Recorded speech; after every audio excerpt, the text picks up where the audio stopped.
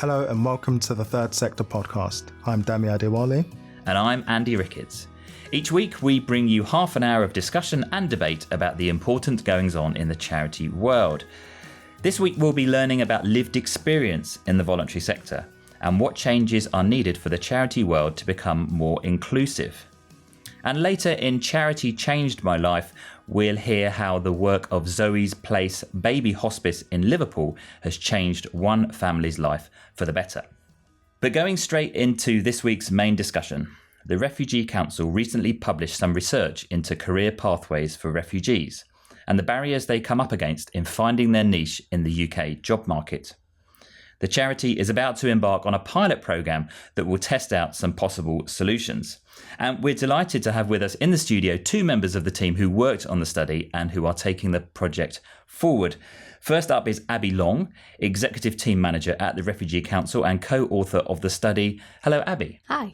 Also joining us is Yusuf Ciftci, Head of Refugee Involvement at the Refugee Council, who was on the steering group that co-produced the study with Abi. Hello, Yusuf. Hi. Abi, I wonder if you can start just by giving us the top-line summary of the findings of your study, particularly those that relate to the charity sector beyond the refugee space. Yeah, of course. So we have done a vast amount of research over the last 8 months to look into the barriers that people face when they're trying to develop their career pathways. We have done all of this work in partnership with Workwell. Specifically in the Refugee Council and across the broader refugee sector. But that also, we found, applies a lot wider than just the refugee sector when we're talking about people with lived experience. So our research really was based on a survey. We did 23 deep dive interviews, we did 2 focus groups, and we presented at a conference as well. And during our analysis of our findings, we really found that there were 3 broad levels of barriers that people face when they're looking to develop their careers. The first one is the structural barriers, then we have organisational barriers, and then we have factors that affect people individually. So I can talk about a couple of examples of those. So on a kind of wide structural level, we're thinking about systemic racism and the structural disadvantage experienced by everybody who's racially minoritized, and the way that they are then facing intersectional barriers as well as being racially minoritized. So thinking about other forms of marginalization, like those of class, poverty, gender, sexual orientation. Particularly for refugees, the other structural barrier we're really thinking about is living and working in a hostile environment, which is compounding the existing trauma of being a refugee, which is somebody who's fled persecution or human rights violations in their own country. On an organisational level, there's a couple of key themes that came out, and this was really from research across lots of different organisations and people feeding in, where there was a real feeling that organisational cultures really shape the commitment, the policies, the processes that an organisation ends up having. If there's a culture of urgency instead of collective care and well-being, then that can really shape policies that prevent people from going into reflective spaces. There can be gaps between people's rhetoric and the reality of development. So organisations might really want to support people to develop, but they might not be applying for funding that actually allows people the time to develop.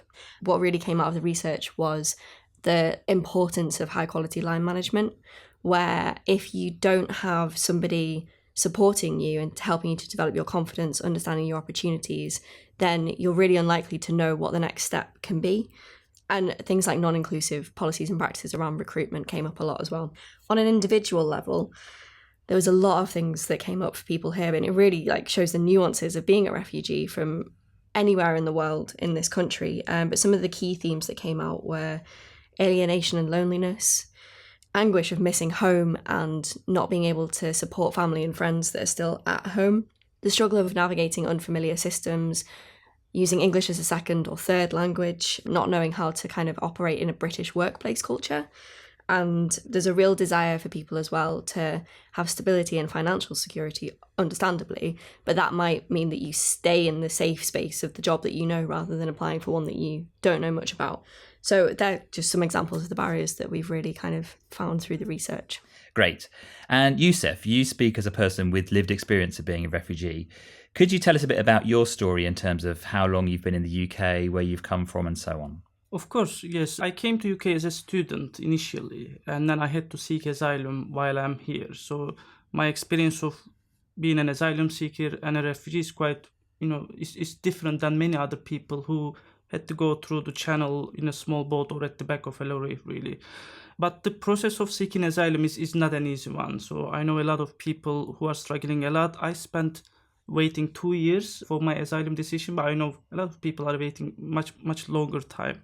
So I was studying about asylum and immigration, and then ironically I became an asylum seeker in the UK because I was afraid of going back home to my country, Turkey, because there was fear of ill treatment and persecution after a military coup attempt in 2016. So when I came in 2014, then 2 years later I applied for asylum, and then it took 2 years. And in 2018, when I got my refugee status, then I thought about, okay, what's next for me in terms of integrating into this country, finding a job. That's when I was looking for where I can actually best use my skills and where I can see added value in the UK. Obviously, as we're recording, we're seeing awful violence going on in various parts of the UK, allegedly in response to the Southport stabbings, but seemingly racially motivated. I just wondered if you could talk a little bit about that in terms of what refugees are facing and what that means for organisations in your area. Yeah, I mean, it's horrible to see the news during the weekend. Obviously, the attacks in a hotel where supposedly there are asylum seekers and obviously other people from different religions and people of color as well. I mean, I see this as part of the hostile environment that is being created, really. Obviously, this is all done by far-right people. But I mean, it's not the first time. We always see refugees being demonized. You look at the newspapers and communications. As a refugee myself, when I read those, I lose my confidence. That affects my morale and confidence. Refugees do not just switch off after 5 o'clock at the end of their job. There are things going on in their home country. And if you actually see the same things happening in this country where you are supposed to be welcomed, and this is your host country, where you are rebuilding a new life, a lot of people feel unsafe here as well. That affects their confidence, and it affects your productivity and your ability to really kind of rebuild your life here and integrate this country really on that front. I mean, the Home Office, the system itself, during the asylum system, I felt the fear of authority when I was going and reporting to immigration officers every 2 weeks, because I knew that some colleagues have been detained in that appointment. So that itself is creating a fear of authority. And if you are going to be fearful of the community as well, it's going to be obviously awful for a lot of people. And I'm so sorry to see this is happening. But I know that this is not the British culture. This is not the welcoming society that we've been in this country. Hopefully we will see how things develop on that front as well.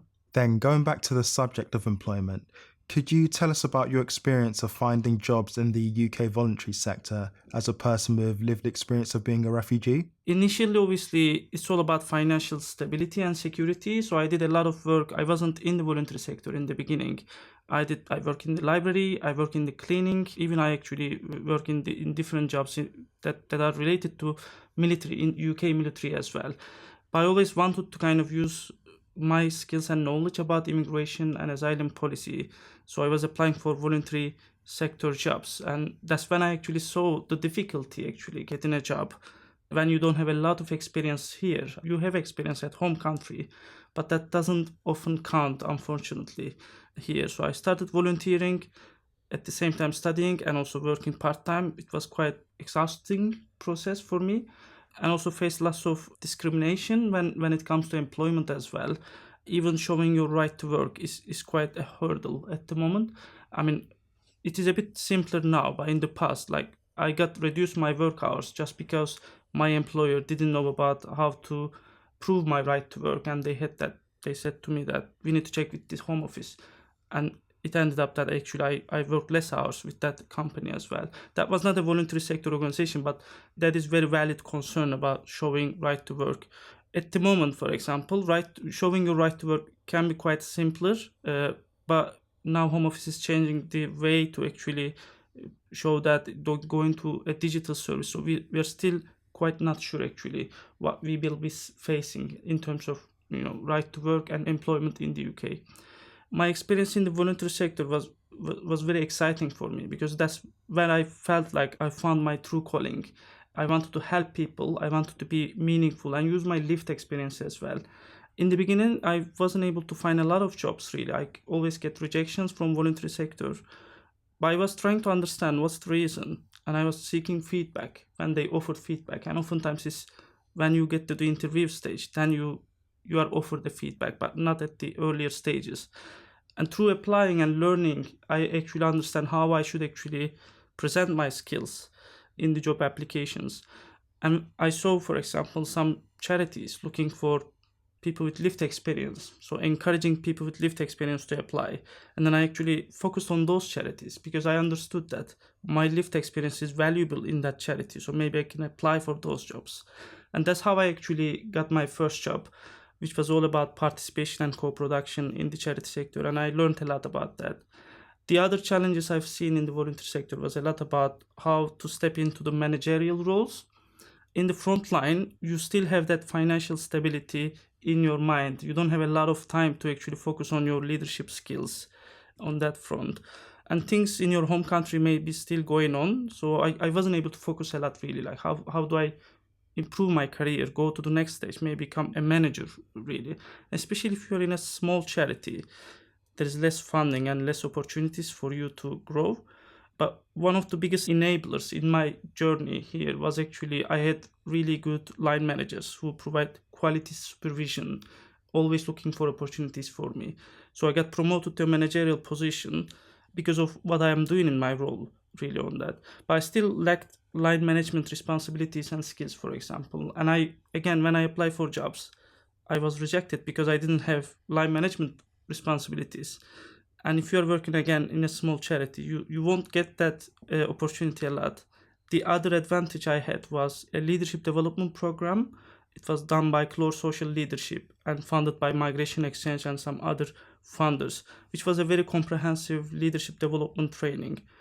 That actually helped me a lot in terms of building my confidence, learning about managerial style. Like, I identified my leadership style through that leadership training program, and also meeting with peers, learning a bit about coaching and mentoring, how it can help yourself. That was very useful for me to actually meet with peers, look at the other charities and understand how we can grow in that role.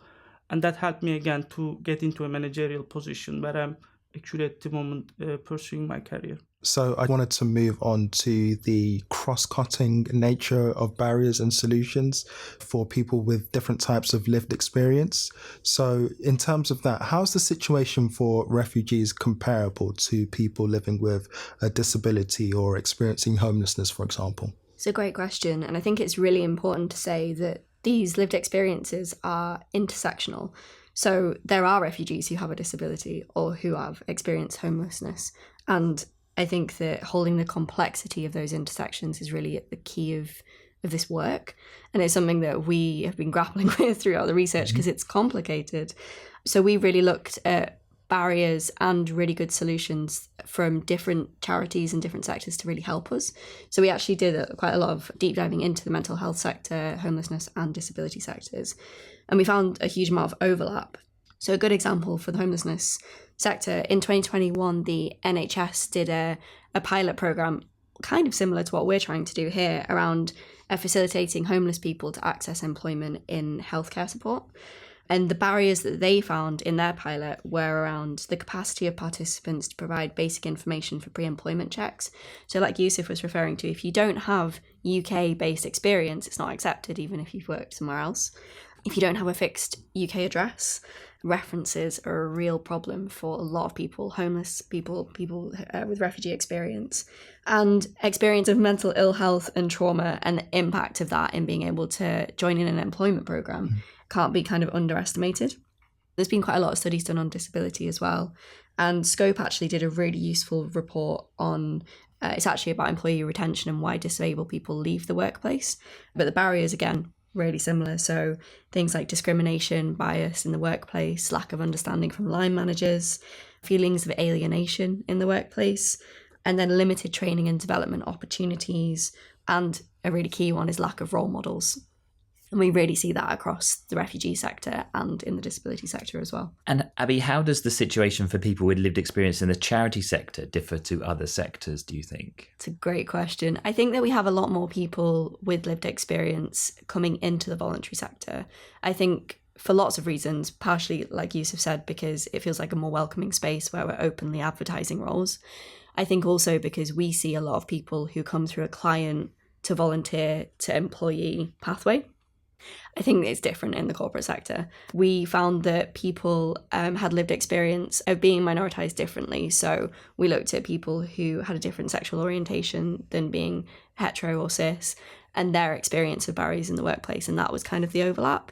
We didn't find a lot of examples of people, say, with specific refugee lived experience outside of the refugee sector. I think people do tend to be drawn to where their lived experience is because it's easier. There's community there, but it also means that people tend to get stuck. I work with somebody who was a journalist in their home country, really wanted to stay in journalism, came to the UK, was really supported by the Refugee Council, became a volunteer, became a frontline service worker, but they want to be a journalist because that's where their experience, that's where their degree is, but they now can't get out of this kind of frontline working. So you do tend to find pockets of communities where people's lived experience brings them together. I mean, especially in the case of if you have a professional career like doctor, engineer, or academic or different, most of the time you need qualifications, and becoming a doctor is quite difficult really for a lot of refugees. I know that they have to pass through English exams with really high scores to be able to actually access to that platform. So I do see a lot of people who change their career, and that's what I've done as well. I was in the military and I tried that as well here, and I found that actually maybe I use my lived experience. This is more a welcoming space, and I could actually add more value at the end of the day when I work in a voluntary sector rather than in other places. So just moving on to the sector more broadly then, and looking at a more wider scope, how can organisational policies in the sector be made more inclusive? I picked out a really great quote from Reclaiming Lived Experience Leadership Conference we went to earlier this year, where someone said to me, do we want people with lived experience to fit into the existing system, or to broaden the system so that people with lived experience can be meaningfully included? And I think that really speaks to the answer, really. I think that we're looking to make sure organisations can become more and more inclusive. And I think there's some things that charities can think about when they're looking at this. So I think there's an understanding that one shoe will never fit everyone. Policies need to be flexible enough to be able to create an organisational culture of safety and belonging. So they need to exist. We need to obviously have policies and procedures to keep us safe, but they need to be able to make sure people can belong as they are. Examples of that could be things like flexible working hours to support people's well-being, caring responsibilities, create space for further education, whether that's English or qualifications or whatever that might be. Policies need to be transparently communicated in a variety of ways. So you can't just create a policy and stick it on your intranet or in a folder. They need to be communicated, cascaded through team managers, that kind of thing. I think that where policies affect a specific group of people, if possible, try and co-produce the policy with that group of people. So, for example, we have a women's forum at the Refugee Council, and they recently reviewed our maternity policy, and then they made really good recommendations. They were approved. So it's kind of bringing in your subject expertise into your kind of policy making. And I think when you're thinking about recruitment policies, that's kind of an area of focus that we've been looking at. There are loads of small differences that can really make a change in your culture and in the people that you're bringing in, and not just externally, but also trying to bring people up through the ranks in your own organisation. So thinking about advertising via community networks, for example, making job descriptions simple, short, less jargon. We love acronyms in this sector, using less of those. And removing unnecessary qualifications, like Yusuf was saying, recognising that it's really hard to translate your qualification from a different country into UK to kind of understand. So does that job really need a degree? Thinking through those kinds of things. Accepting non-UK work experience as legitimate. Doing things like blind scoring. So there's lots of tips and tools out there to help people to make policies more inclusive. It's not just about policies, but also a culture in the voluntary sector organizations that needs a bit of understanding about what's lived experience and how can we utilize this. Rather than utilizing, actually, like, what is the insights from lived experience that we can use in our charities? It would be great if voluntary sector organizations can see lived experience as a similar, criteria in the job description that you're actually looking for comm skills or advocacy experiences. Lived experiences is so important to understand your client's situation, ins and outs of the policy system or the system in that area, whether it's homelessness or disability or being a refugee, really, you truly understand the human impact of the UK policies on you. So I think what we need in the voluntary sector is really understanding of that lived experience and how we can use that. We all know that there are funding opportunities, like you need to have at least 50% of your trustee board people with lived experience to be eligible for funding opportunities. I mean, these are useful, but sometimes we can be tokenistic by just having people in place. We really need to understand how we create the safe space for people with lived experience to thrive and actually bring all the insights that they have from that lived experience really on that front. So Abi mentioned about recruitment policy, which is definitely an area, and we would actually suggest that put the lived experience as a criteria if you think that that is very essential for the role or desirable for the role as well. But also thinking beyond. So oftentimes lived experience is seen important for frontline roles, care roles. But when it comes to senior manager roles, you don't see that mentioned in the job description. So those roles also need that passion and interest and insight. So I think across all stages of role descriptions, we should actually include lived experience if we really want to meaningfully involve lived experience insights into our workspace on that front. Other policies, I would just add, for example, a lot of refugees and migrants, they miss their families. And that's one of the findings in the report as well. They want to visit their families. During Christmas time, it's not simple to just go and visit your families or, your national or religious holiday time. So even allowing them to work overseas for a bit of an extended period of time, which is going to really help them a lot while they see their families, but also to be able to continue their work. I know there are restrictions about tax and others, but this is what refugees face. Having a family visiting visa is quite difficult for a lot of refugees at the moment, so families cannot come here to visit. You just need to go to another third country to visit your family and relatives at that stage. And again, going beyond policies, I'll just give another example. I was very happy to receive a quick Teams message from my HR when there was an earthquake in Turkey, for example. You deal with a lot of things from your home country as well. So a bit of understanding from your people and culture teams and HR teams about what's going on in your country. Is there war going on? Is it conflict? Is it earthquake or something else? Just checking on people, really, it means a lot to be an inclusive organization. And if that is happening, then you actually feel belong to that organization rather than just like a workplace. You actually really feel belonging into that organization. I think these are some of the things apart from policies that are very important in the voluntary sector. And just developing that point a little bit more, how can charities stimulate a culture of learning among their staff and volunteers? I don't think it's a good idea to go to staff with lived experience to ask them, okay, talk about your country or talk about your culture. It's not a good approach. They need to feel psychologically safe to be able to do that. But really, we talk about jargon or, the different communication within the workspace.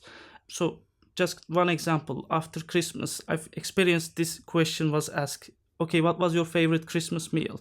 So if you ask this in a workspace, and if there are Muslim people or any other religion who doesn't celebrate Christmas, they wouldn't be able to answer and they would feel a bit uncomfortable in that situation. So ask a different question, maybe like, what was your favorite winter meal? Or something like that, really.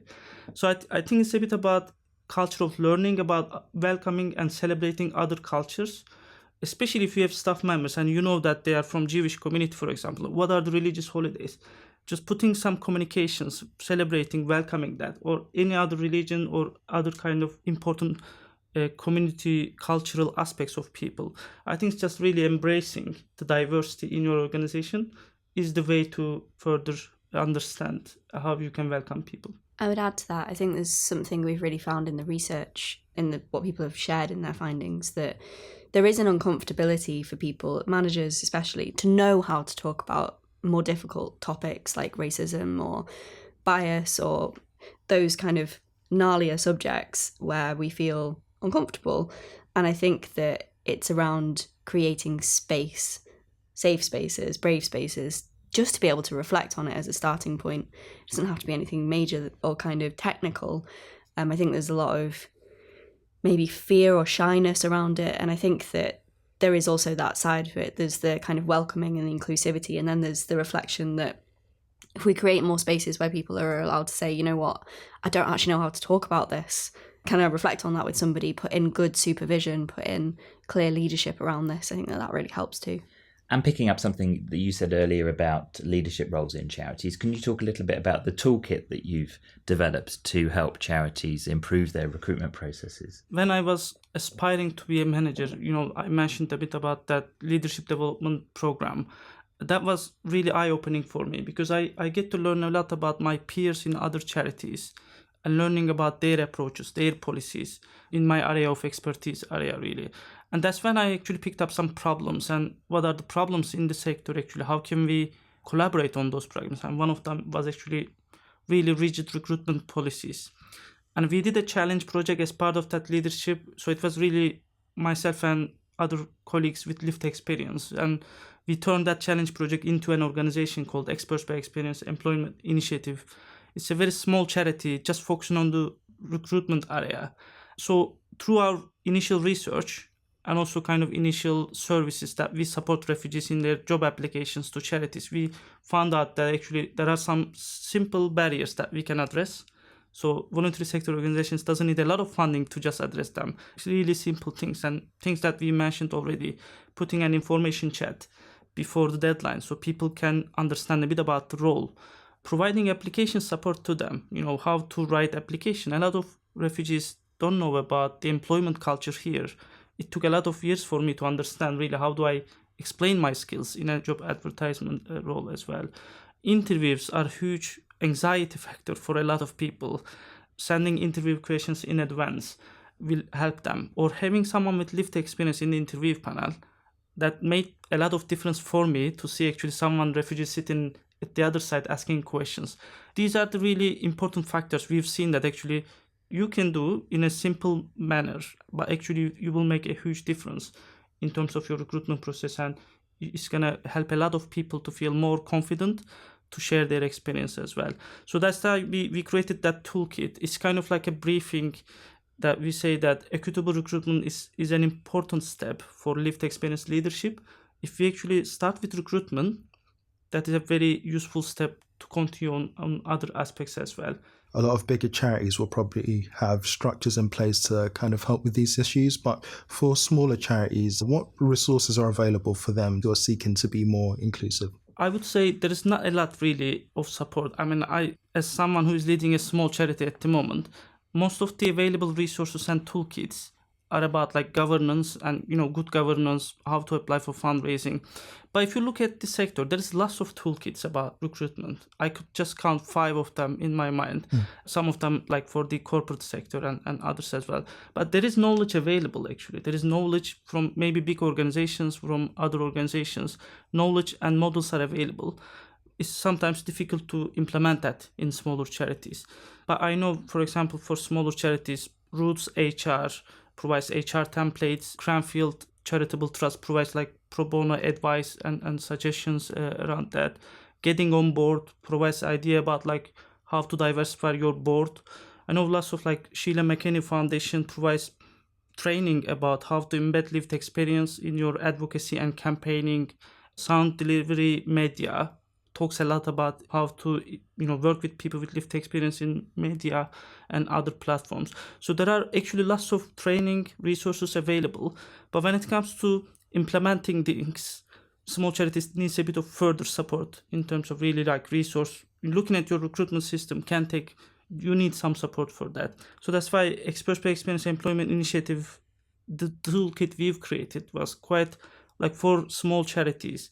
What are the quick tips that you can do rather than investing a lot? But we've seen charities like Safe Passage and Refugee Council as well actually getting the learning from toolkit, but actually investing more, getting more consultants to look at the whole process and actually creating positive action, for example, in terms of offering more support for refugees. I think those are the good practices should be actually really implemented and shared with the sector, which is one of the really beautiful aspects of this project is, as the steering group member, we made sure that all the findings is for the sector. It's not just for Refugee Council.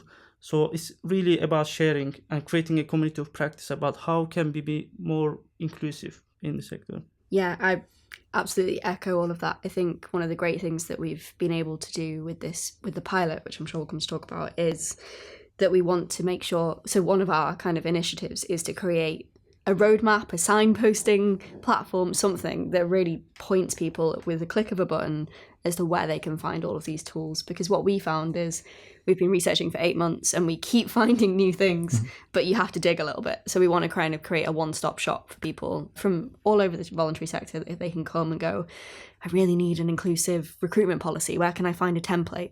And kind of providing that space for it. So hopefully we'll be able to make it a little bit easier. When are you expecting that to be available? So our pilots are due to launch in October. We're phasing them, but we'll probably be focusing on the toolkits first. So it'll be kind of a test and learn. So we'll build something, we'll ask people to come and try it out, take the feedback over a 6-month period, and then they'll be released into the world. I wonder if you could just give us your top tips for other charities on their inclusivity journey. Obviously, the voluntary sector is very broad in terms of the causes that charities are tackling. I wonder if you could just give us some of your top tips for other charities.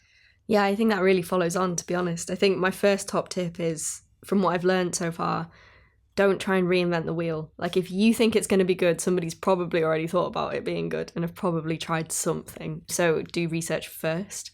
Not everybody can afford to do such a deep dive into specific barriers or specific areas, so try and look for where that research has already taken place and take the learning rather than doing the same learning again. I'd also really suggest linking into practitioner networks. Whatever the specialism that you're working in is, there are loads of really great networks out there for people with lived experience. And I think taking the learning from the people who know best, from the experts in the room, the experts by experience, is a really great way to make sure you're building on existing things rather than starting from scratch time and time again. And I would say, like, for any voluntary sector organization to have first commitment about how to embed and center lived experience in their work. So commitment could be in different ways and measures. Like, you can put it in your strategy, make a kind of like a plan about how to work with people with lived experience in a more meaningful and purposeful way. But yeah, we actually need commitment first, because that's one of the barriers we've seen actually in our early research in the Experts by Experience Employment Initiative, that many organizations don't do anything about it actually, even though they're in the refugee sector. They don't say anything about it, or sometimes they just welcome refugees to apply for the role, but there's nothing else beyond that. It's just welcoming in the job description. But do you have really good induction system, training, support for them? It's unclear. It's non-existent really on that. So we need that commitment either through communications or strategy. I know some charity leaders do say that, we want to make sure that, next person in this role, in the senior role, is going to be someone who is from refugee background. So that commitment, we need that. But I think it shouldn't be just leaders going and saying, but it should be like embedded in the processes of that charity, embedded in the strategy. And the second thing is investment. So you need to just not talk the talk, but actually really do the work. So investing in funding opportunities to get more resource to actually look at your recruitment process, your policies. Co-production is not easy. It's intensive, resource intensive, time intensive work, as we can see in this project as well. Like, really, you need to invest in time and resource as well to be able to give a meaningful output in that work. And also, if you have someone with lived experience in your staff team, people are trying out like how they can shape their career. It's a new life. They are rebuilding their new life here. So give them opportunities, give them room to improve themselves. If they want to focus on one aspect of area, can you actually really see in your business plan to actually give them chance to work on that focus area? Without that leadership training program, I wouldn't have the confidence or the networks to create a small charity at the moment. So that training, that opportunity is very important for people with lived experience to grow and thrive in their role. Yeah, I would add to that. I think across the whole voluntary sector, everybody's so passionate. It's why we're in this work. Everybody's very passionate about getting the support to the clients as far as possible, whoever the clients are, that it's really hard. You have to be really intentional to create space for personal development and to be able to get the funding for people, especially if they're attached to a contract, say to deliver X amount of hours for X amount of clients. You have to be able to protect their time, 3 hours a month, whatever it is, to be able to do the inward work. to be able to access the opportunities. It's all very well saying there's a great job coming, but if they don't have time to write an application or to build their confidence or to get mentoring, it's all for nothing. So you have to really think about it all the way through from the beginning, and it shows that you're willing to invest in people. Well, that seems like a really great place to leave it. Abi and Yusuf from the Refugee Council, thank you so much for joining us. Thanks for having us. Thank you.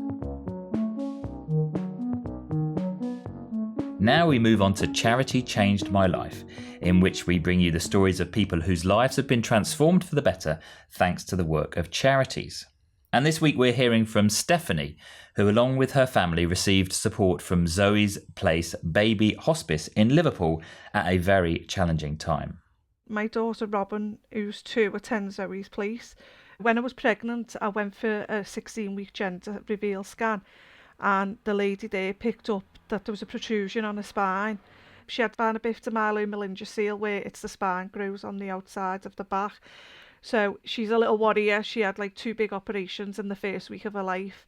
And then it was only one of the nurses who was looking after us that said about Zoe's Place. So she was 1 when she started in Zoe's Place. I took her in and she was doing a day which was 10 till 5, and it was like a mix of emotions. I felt like crying when I gave her over for her to go in, but she settled fine and she loved it. They give her everything, the play, the stimulation, the sensory room, the hydrotherapy, just everything for her is there, and I just instantly knew that she'd be okay. So it was then I was talking to Kelly, one of the other nurses, and she said about doing a night shift, a sleepover. And I was like, oh no, I can't do that, I'm too scared. And she was like, just do it. She'll be fine. And I was like, go on, put it in. And it was the best thing ever, like doing the night, because she does 2 nights every month now. And that just gives me a break. Robyn takes up a lot of time. I feel guilty because I'm not there for Ellis because he's the middle child. He's 12.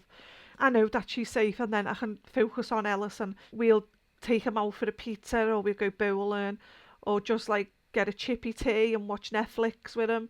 And then I know Robyn's getting all the attention when she's in Zoe's because she absolutely loves it. They just paint with her, they take them out. So it's like a little holiday for her to go there. If Zoe's didn't exist, I'd have no support because they support the whole family. You don't realise until someone comes along to show you that help and that they're there and to give you the support that you need. It just feels like home from home, like you just feel so welcome. You just feel like one big family with them.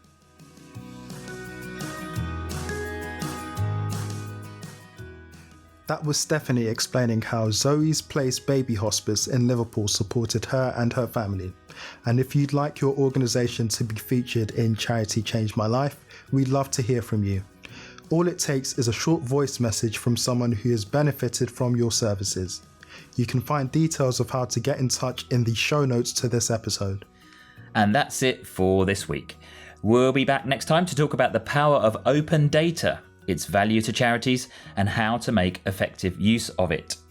Please do follow the Third Sector podcast on the podcast platform you use, and we'd love it if you could leave us a rating or review. But for now, thanks to our guests Abi and Yusuf. Our producer is Nav Powell.